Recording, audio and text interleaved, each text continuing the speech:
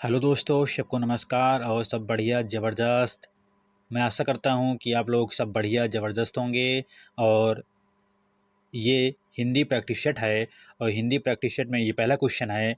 मेरा ये अनुमान है, ये मेरा मानना है कि आप लोग इसका मज़ा लेते हैं होंगे, क्योंकि जो प्रैक्टिस सेट है, जो क्वेश्चन है, ये भले ही आपको ना थोड़ा से ये लगे कि अरे यार ये क्वेश्चन करवाए जा रहे हैं, लेकिन ये तो समझ में आ रहा होगा कि ये क्वेश्चन किस लेवल के हैं और किस स्तर के हैं।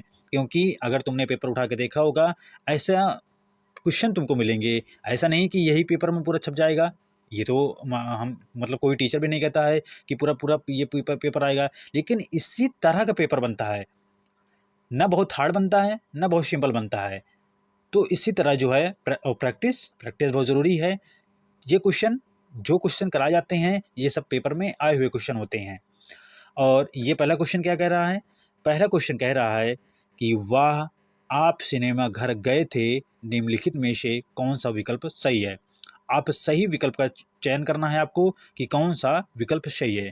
पहला आंसर, पहला ए नंबर, दो विस्मयादि बोधक, एक पूर्ण विराम। सबसे पहले विस्मयादि समझ लेते हैं। कुछ बच्चों को जानकारी नहीं होगी कि विस्मयादि बोधक किसको बोलते हैं।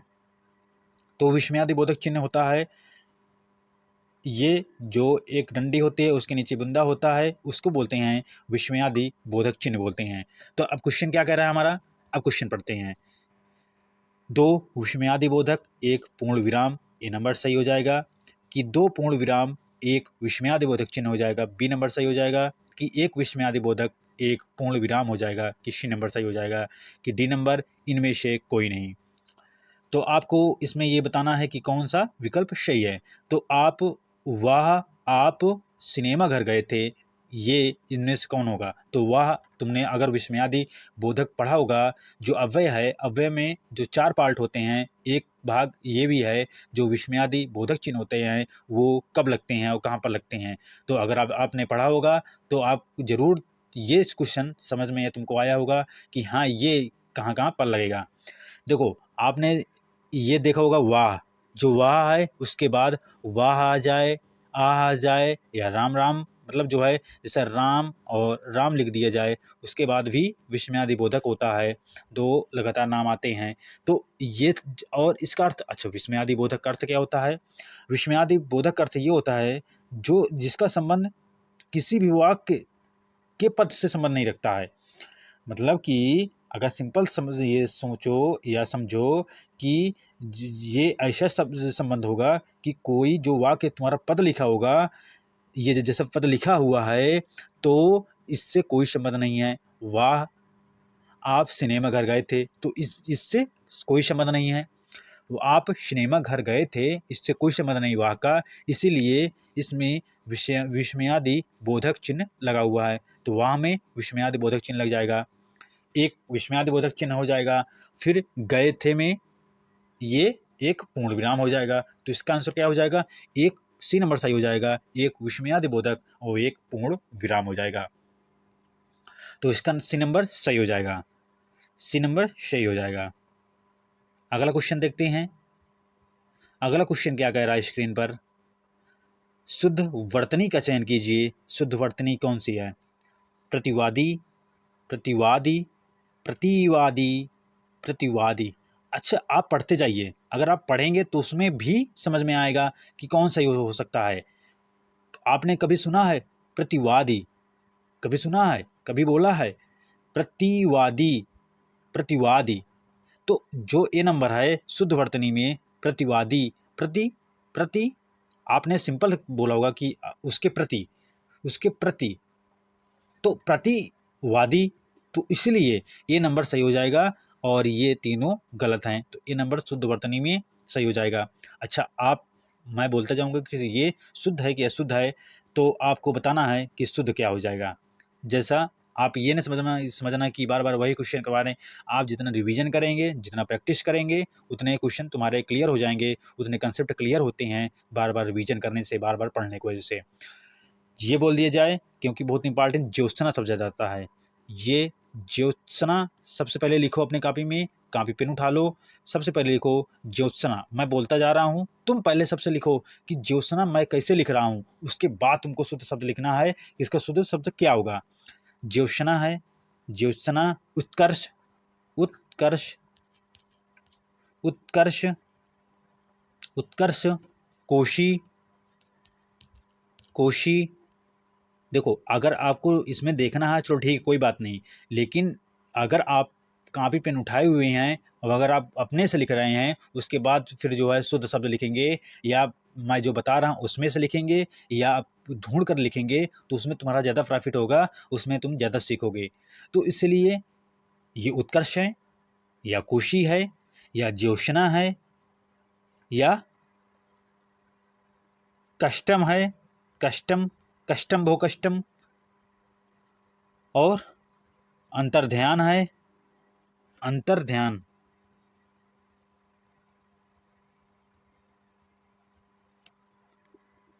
अंतर्ध्यान है, अंतर्ध्यान है, अंतर्ध्यान है। कामयाबी है, कामयाबी है, कामयाबी है, कि कामयाबी होगी, आपको बताना होगा। तो मैंने कितने बताया था? फिर से मैं रिवीजन कर देता हूँ। ज्योत्सना मैंने बोला था, ज्योत्सना बोलते जाओ या लिखते जाओ। ज्योत्सना, उत्कर्ष, कोशी, कष्टम, कामयाबी और अंतर्ध्यान। अगर आपने लिखा होगा या सुन रहे हो तो देखो, ज्योत्सना मैंने बोला था, ज्योत्सना, ज्योत्सना ऐसे लिखा हुआ है। अब ये शुद्ध है कि अशुद्ध है? तो ये अशुद्ध शब्द है, ये अशुद्ध शब्द है। तो ज्योत्सना शुद्ध शब्द कैसे हो जाएगा? ज्योत्सना, आधा श फिर पुराना, आधा ता, आधा श फिर ना, पुराना, ज्योत्सना हो जाएगा। उसके बाद उत्कर्ष, उत्कर्ष, उत्कर्ष, जो उत्कर्ष है वो जो आपने, ये अशुद्ध है। अब इसका शुद्ध रूप क्या हो जाएगा? उत्कर्ष। ये जो पिटकरवा सा होता है, पिटचिरवा श होता है, वो श हो जाएगा। उस चिटकारी श के में, मतलब उसका जो बदलाव होगा उत्कर्ष में, वो श का हो जाएगा। तो ये उत्कर्ष और उत्कर्ष। कोशी, कोशी नदी तुमने सुना होगा, कोशी, ये अशुद्ध शब्द है और ये शुद्ध शब्द है। श स्रोतसा हो जाएगा कोशी में। कष्टम, पेट चिरवाला आधा श है, फिर टा है, फिर माँ है, कष्टम हो जाएगा। लेकिन अगर ये अशुद्ध शब्द है, अगर शुद्ध शब्द जानेंगे तो कष्टम का है, शास्त्र सा है आधा, फिर टा है, फिर माँ है, कष्टम हो जाएगा। फिर अंतर्ध्यान, ये इंपॉर्टेंट है। एक ज्योत्सना और अंतर्ध्यान, अंतर ध्यान। तो अंतर्ध्यान, अंतर्ध्यान कैसे लिखा है? अंतर्ध्यान ये गलत है। अब अंतर्धान हो जाएगा, ये शुद्ध शब्द है। अंतर्धान होता है, अंतर्ध्यान नहीं होता है। अंतर्धान शुद्ध शब्द होता है। कामयाबी, कामयाबी का कामयाबी होता है, कामयाबी नहीं होता, वह नहीं होता है, उसके दर में बा हो जाता है, कामयाबी।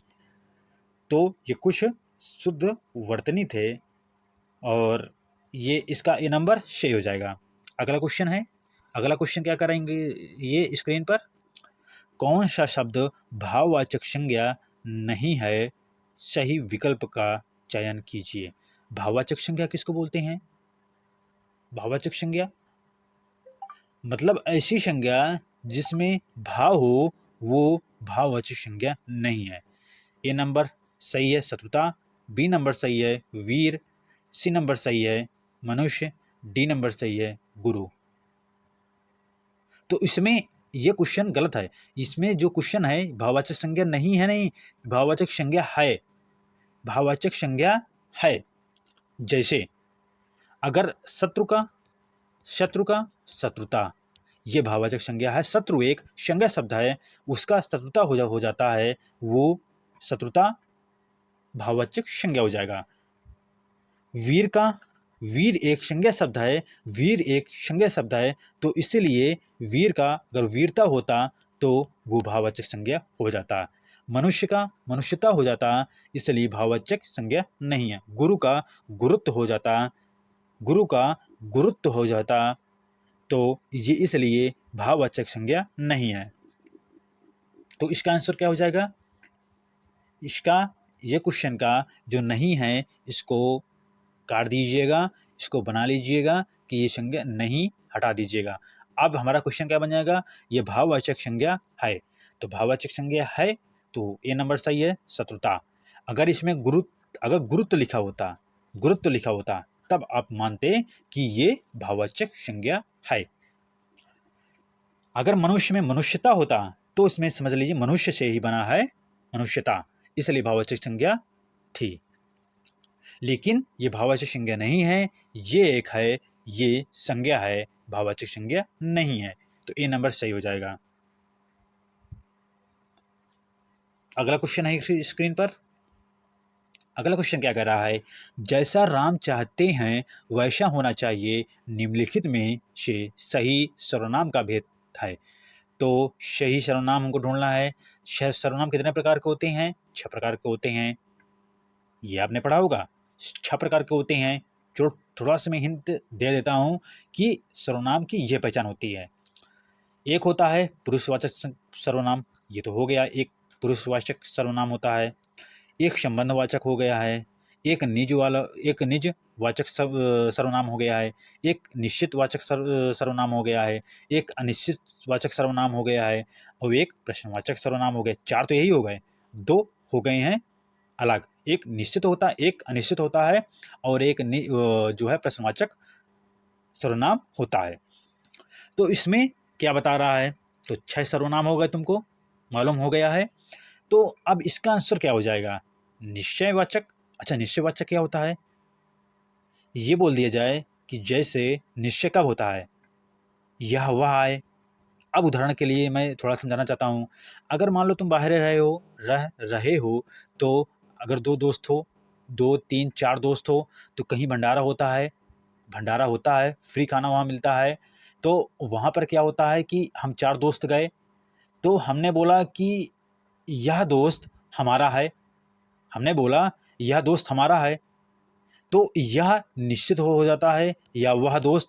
अब मतलब अगर कोई दूसरा दोस्त तुम्हारे पास से थोड़ा दूर है तो तुम बोलोगे वह दोस्त मेरे साथ आया था, यह दोस्त मेरे साथ है, ऐसे बोलोगे। यह दोस्त मेरे साथ है, वह दोस्त मेरे साथ आया था। तो इसलिए निश्चित हो गया है कि यह दोस्त वह दोस्त मेरा, ये तो निश्चित हो गया है। अब एक होता है अनिश्चित। जो अनिश्चित होता है उसमें क्या होता है? कोई दोस्त होगा। अब देखो, कोई होगा भाई, अगर 4 दोस्त हो तो अब वो तुम्हारा दोस्त नहीं होगा, तुमसे पूछा जाए कि यार ये तुम्हारा दोस्त है, ये तुम्हारा दोस्त है, अरे कोई होगा, किसी का दोस्त होगा यार। तो अब क्या बोलते हैं? किसी का दोस्त होगा, कोई होगा, तो यही तो बोलते हैं, यही तो अनिश्चित है, यही तो अनिश्चित है। तो इसीलिए तो यही तो अनिश्चित है, इसलिए बोलते हैं अनिश्चित वाचक सर्वनाम। निश्चित हो गया, अनिश्चित हो गया है। अभी हमारा आंसर मिला नहीं है। निजवाचक क्या बोलते हैं? आप, जिसमें निष्ठा, मैं, आप, ये इसमें जो है निष्ठा होता है। संबंध, जो, शो, जैसा वैसा, जिसका उसका, संबंध आ गया तुम्हारा। जैसा वैसा हो, हमारा आंसर मिल गया। संबंधवाचक में जैसा वैसा, जैसा और वैसा, तो इसका सी नंबर सही हो जाएगा। पुरुषवाचक सर्वनाम क्या होता है?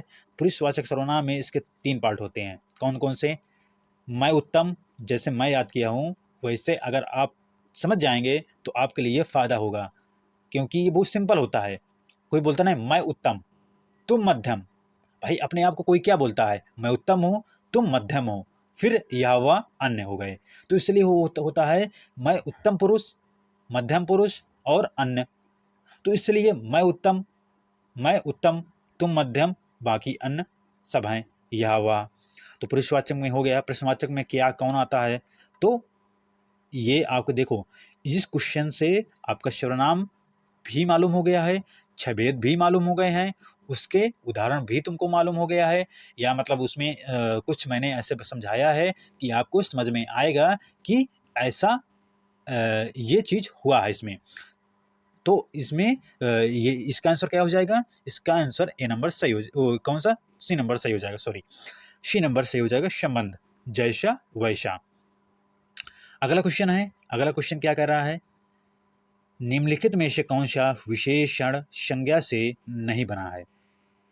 ऐसा कौन सा विशेषण अच्छा, विशेषण की परिभाषा क्या होती है, संज्ञा या सर्वनाम की जो विशेषता बताता है उसको विशेषण कहते हैं।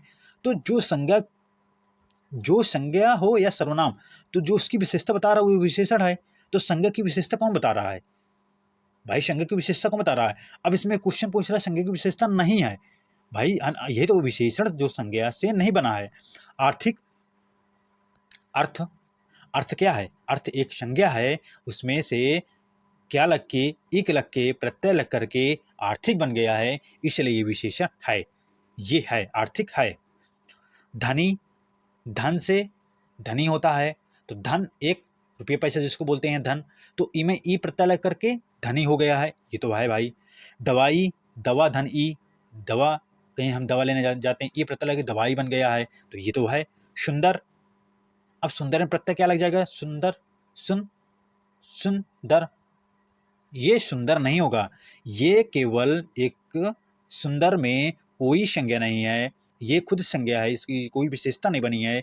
ये पूरा ये मान के चलो ये रूढ़ शब्द है, ये सुंदर रूढ़ शब्द है, इसको तुम तोड़ नहीं सकते हो, ये सुंदर ऐसा शब्द है, इसलिए डी नंबर सही हो जाएगा। ये संज्ञा की विशेषण नहीं है, ये विशेषण संज्ञा से नहीं बना है, डी नंबर सही हो जाएगा। देखो सबसे पहले हमको क्वेश्चन समझना होगा कि क्वेश्चन हमारा क्या कह रहा है, उसके बाद हमको ऑप्शन देखना पड़ता है, ऑप्शन में ही जा करके हम आंसर उसको ढूंढेंगे। जब हम अपना क्वेश्चन जो होता है उसको समझ नहीं पाए हैं, इसमें बोल क्या रहा है, तो हम आंसर ढूंढ के ही क्या करेंगे, हम अपना टाइम खराब करेंगे।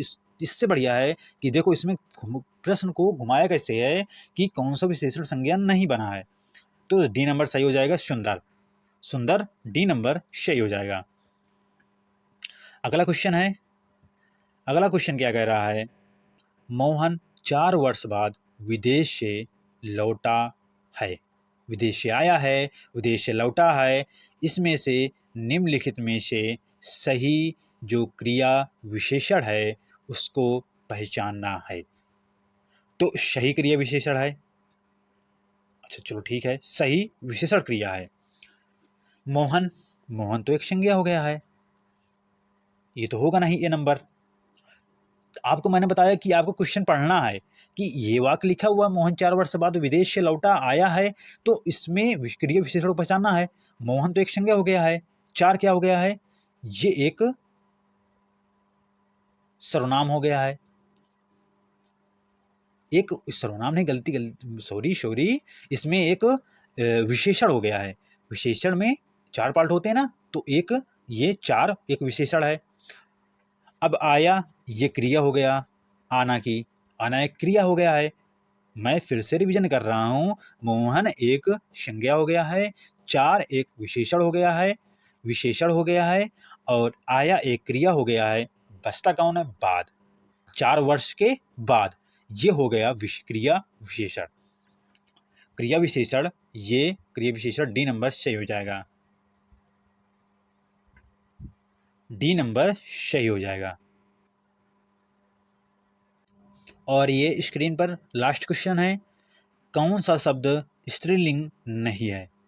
अच्छा, स्त्रीलिंग क्या होता है, स्त्रीलिंग पुल्लिंग और स्त्रीलिंग होते हैं, तो इसमें अकारांत और इसमें इकारांत, दोनों में अकारांत अकारांत हो जाता है, तो इकारांत हो जाता है, तो इकारांत जो स्त्रीलिंग होता है वो नहीं है। क्वेश्चन में क्या कर रहा है, स्त्रीलिंग नहीं है। रामायण ए नंबर, अभिनेत्रा अभिनेत्री बी नंबर सही है, मार्ग सी नंबर सही है, मिठाई डी नंबर सही है। स्त्रीलिंग की जो परिभाषा होती है उससे तुम तो एक ऑप्शन तो निकाल लिए हो, जिसमें इकारांत होता है वो स्त्रीलिंग होता है मिठाई, ठीक है। लेकिन और रामायण में ये है क्या, तो फिर कैसे निकालेंगे हम क्वेश्चन का आंसर, इस क्वेश्चन का आंसर कैसे निकालेंगे, अभिनेत्री ठीक है, ये आ गया है। मार्ग ये तो चलो ठीक है, लेकिन रामायण है और मार्ग है, हम इसका आंसर कैसे निकालेंगे। तो ये तो चलो ठीक है, तुमको अगर परिभाषा मालूम है, लेकिन सबसे उत्तम तरीका क्या होता है कि इसका अर्थ निकालना। अर्थ निकालने से जो अर्थ निकलता है उससे हमको मालूम हो जाता है कि ये पुल्लिंग है कि स्त्रीलिंग है। जैसे रामायण पढ़ी जाती है कि पढ़ा जाता है रामायण। भाई तुमने अगर रामायण पढ़ा होगा या पढ़ी होगी तो तुमने क्या किया होगा? रामायण पढ़ी जाती है, पढ़ा नहीं जाता है। कोई नहीं कहता मैं रामायण पढ़ा जाता है, तो कोई नहीं बोलता है। तो इसीलिए ये आपने सुना होगा कि रामायण पढ़ी जाती है, रामायण पढ़ी जाती है, गाँव घर में रामायण पढ़ी जाती है। अब बी नंबर, ए नंबर तो गलत हो गया है, मतलब ए नंबर हाँ, क्योंकि नहीं है तो हमारा आंसर तो ये नहीं है, क्योंकि स्त्रीलिंग है ये। अगर है तो इसमें सही होता, तो इसमें नहीं पूछ रहा है, तो है नहीं। तो अभिनेत्री, अभिनेत्री क्या? अभिनेता, अभिनेता से अभिनेत्री बना हुआ, अभिनेता पुल्लिंग है, अभिनेत्री स्त्रीलिंग है। आपने पढ़ा होगा कि ता से त्री बन जा, त्री स्त्रीलिंग हो जाता है। जैसे नेता का नेत्री हो जाता है और अभिनेता का अभिनेत्री हो जाता है। तो बी नंबर भी गलत हो गया है, ये अभिनेत्री स्त्रीलिंग है। मार्ग, मार्ग चुना जाता है, मार्ग चुनी जाती है, तुमने सुना है? आप लोग नहीं सुने होंगे। तो ये जो है मार्ग चुना जाता है, तो मार्ग चुना जाता है, ये सी नंबर सही हो जाएगा, ये स्त्रीलिंग नहीं है। मिठाई, जो मिठाई है, मिठाई खाई जाती है। एक तो चलो ठीक है, ये पहचान कर लिए आप लोग कि ये ई जो है इकारांत है, इसलिए ई स्त्रीलिंग है। लेकिन मिठाई खाई जाती है, मिठाई खाई जाती है, तो इसका आप वाक्य प्रयोग कर लेते हैं। तो आप वाक्य प्रयोग करने से आपको मालूम होगा कि ये इसका आंसर हो जाएगा।